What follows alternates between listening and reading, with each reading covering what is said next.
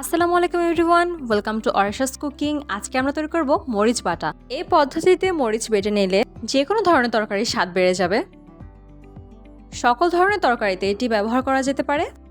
চলুন কী করে করি দেখে নেওয়া যাক। প্রথমে আমি এখানে 1.5 কাপ পরিমাণ শুকনো মরিচ নিয়ে নিয়েছি এবং ফুটন্ত গরম পানি দিয়ে এটিকে ভিজিয়ে রাখছি আধা ঘন্টার জন্য। গরম পানি দিয়ে এটিকে একটি প্লেট দিয়ে ঢেকে রাখছি যাতে গরম পানির ভাপটা বাইরে না বের হয়। আধা ঘন্টা ভিজিয়ে রাখার পর এবার এটিকে ব্লেন্ড করে নিতে হবে। এবার একটি ব্লেন্ডার জারে মরিচগুলো নিয়ে নিচ্ছি এবং মরিচের পানিগুলো আলাদা করে পাশে রেখে দিচ্ছি।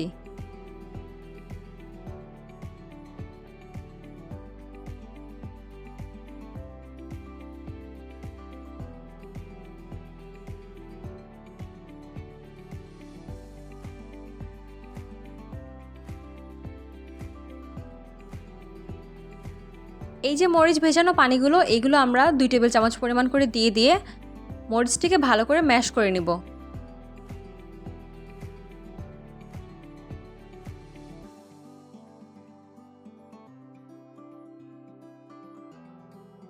এই তো মরিচ বাটাটি তৈরি। এটি আপনারা যে কোনো মাছ মাংস তরকারি থেকে শুরু করে সকল ধরনের তরকারিতে ব্যবহার করতে পারবেন। রেসিপিটি ভালো লাগলে শেয়ার করে দিবেন। কেমন লাগলো কমেন্ট করে জানাবেন। সাবস্ক্রাইব করে আমার চ্যানেলটির পাশেই থাকবেন। Thanks for watching. আল্লাহ হাফেজ।